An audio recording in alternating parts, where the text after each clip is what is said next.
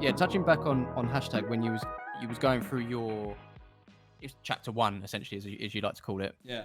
Um, the Palmers game, resting on that, you needed to win to get to, because there's a story behind this. For anyone that doesn't know, your club was going through a FIFA divisions style thing. So you got obviously 3 points for a win, 1 point for a draw, and you would work your way up through these divisions, these imaginary leagues. As it wasn't it? Yeah, there's no one else in it. it. Was glorify friendlies, but as you say, Yeah. it gave it a meaning. And looking back, I mean, I mugged it off at the time, to be honest. Let's be honest, but like looking back, it makes sense. It's just like my on the road thing now. Every single video is pretty much the same. I'm going to a different game, but it's the rating system that people are there for. They want to see what a club gets. Is the atmosphere good? So you've got to have a meaning, and that's what the on the road has.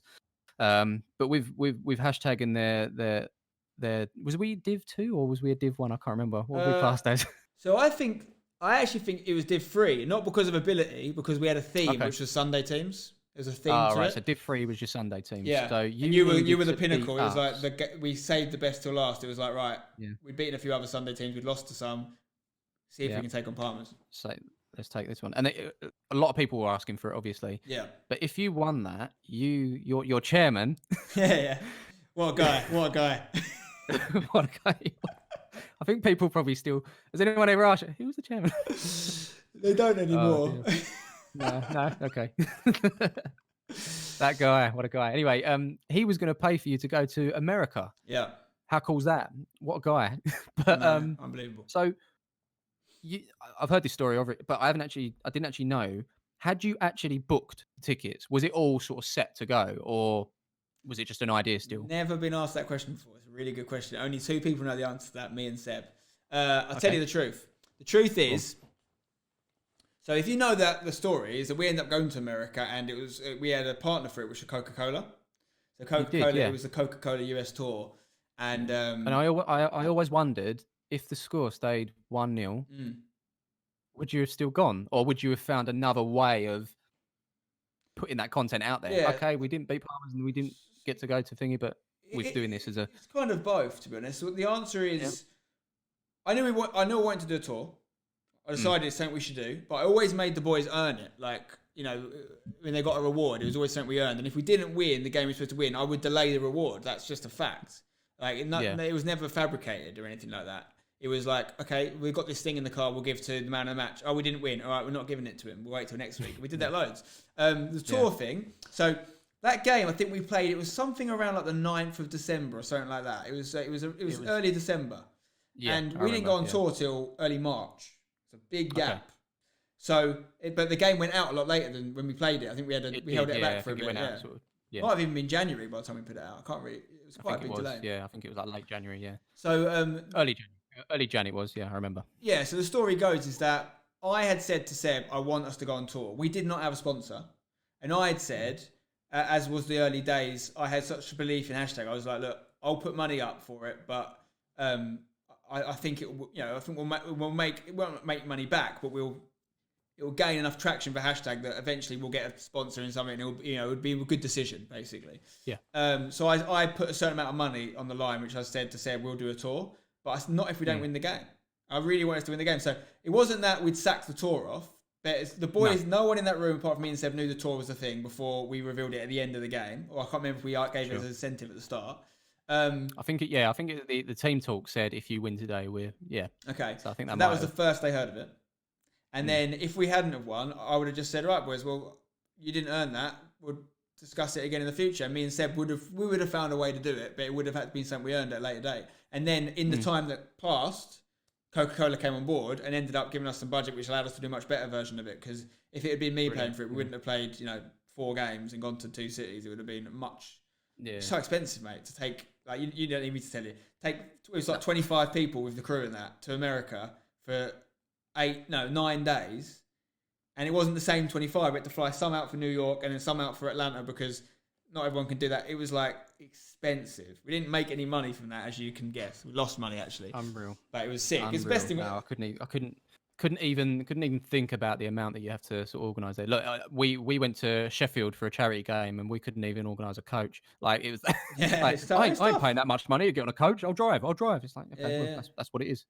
Yeah, What do you remember about that day, because I think people might be watching this right now or see this video and they'll be like, "Why is Smiv and Spencer talking to each other on a podcast? This doesn't make any sense." Like, obviously the air has been cleared now and everything's cool. It's all right, isn't it, mate? No, we've spoken many times since then. Yeah. I don't know how much stuff we've actually done together. Actually, this might even be the. Have we done something? I think this is probably the first time we've both sat down on a video together that's going out. Utilita getting this bloody, what an unbelievable exclusive. Yeah, the funny thing about that is, though, like we just said it then, how much time passed between the game. All the drama that came from that, for me personally, it didn't come till the games went on YouTube.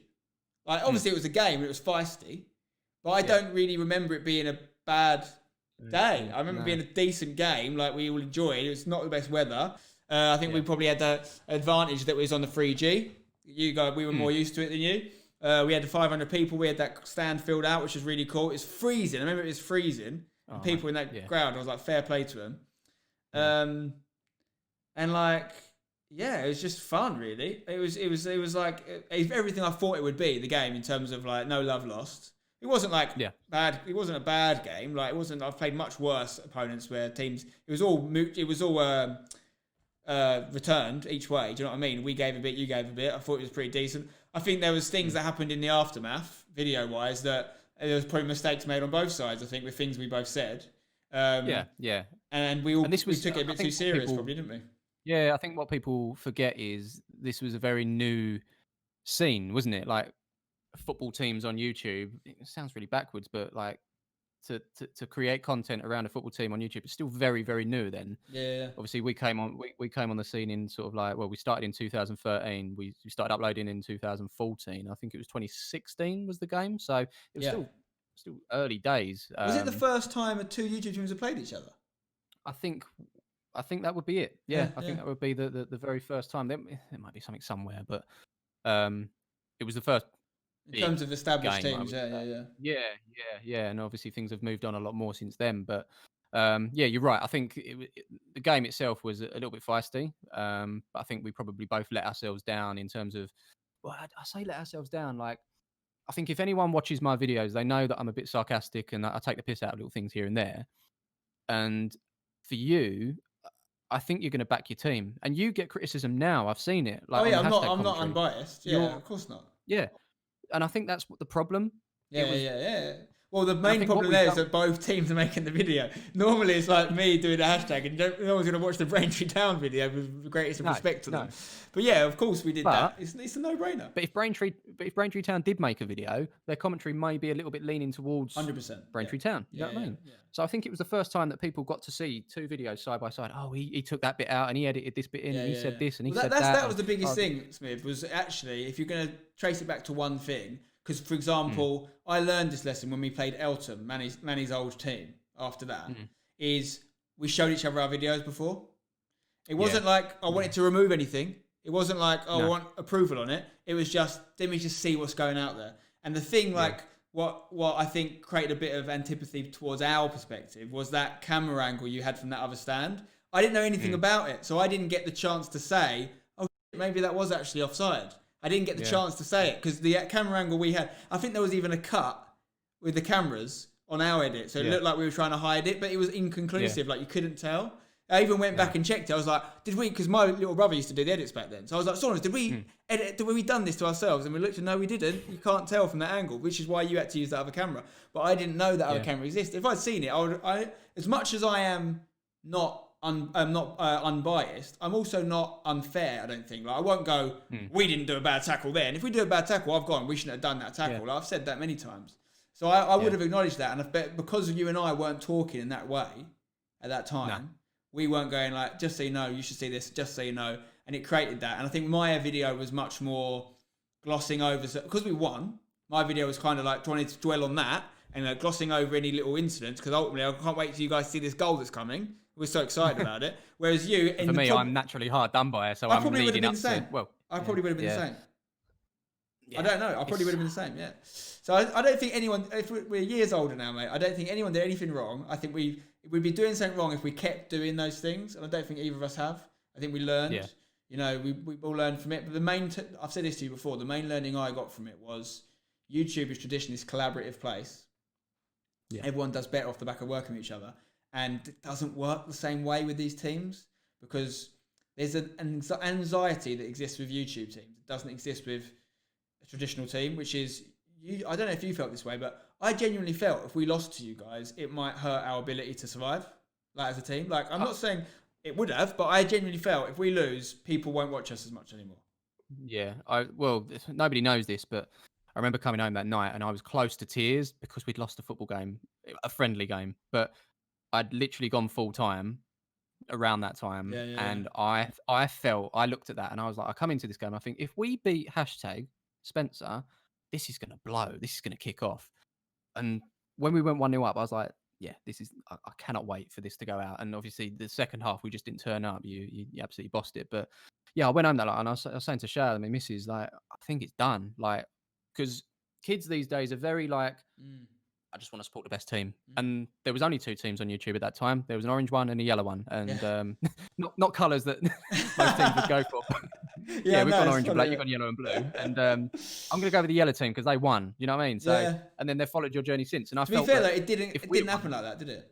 It didn't go down. No, if anything, we did gain a few. I think we was just approaching 100k at the time, and it sort of that bumped us over. But I do also think it stunted our growth as well, because I think any potential, if it had been a nice collaboration, I do feel that hashtag fans may have been like, oh, there's this other team that play Sunday League football. It's slightly different to what, and I can get into both. And I think it was very rare around that time that you either liked, or very rare that you liked both. I think kids true. Like, no, and it created this rivalry between people online as well. We weren't even involved in a lot of the conversations online, but you just see people going back and forth, and it was the edits that kind of fueled people to have that sort of opinion and create that rivalry. And you and I could have prevented that, and I think that that's the thing is like, we weren't, now knowing what we know now, we weren't in competition. We weren't trying to do the same thing. I was not trying to be a Sunday team, and you guys were the kings of Sunday football on YouTube. No one ever disputed that. I never did. Anyone ever asked me? I was like, Palmer's the best at that. In fact, the reason we didn't do Sunday football is largely because I viewed it as, I don't want to compete with Palmer's. They've already smashed that. That's actually it's a compliment to you that we didn't do Sunday football in that way. Yeah. And we've done it since, but that's kind of like that's the team I play in. It's just not a big part of our content. And I think it could have easily been a better collaboration where it's like, okay, we do different things. Oh, hashtag happened to win this one. Let's have a rematch on your pitch in whatever time. And don't make sure you go and check out Palmer's if you want to see Sunday football. And you could have been like, make sure you see hashtag, they're doing a different thing to us. And we could have actually educated our audience a bit to not be so like black and white and yin and yang and like it's them or us. But we weren't to know. But I have learned a lot from it, and I don't think I'll make that mistake again. And I think a lot of teams that have come on the scene since have looked at that and gone, well, we're not going to do we're not going to do that because it's detrimental to both sides. So we live and we learn, but that's Palmer's and hashtag almost 4 years on now. Wow. Yeah, you're right. Clip that up, Dan. That's a video.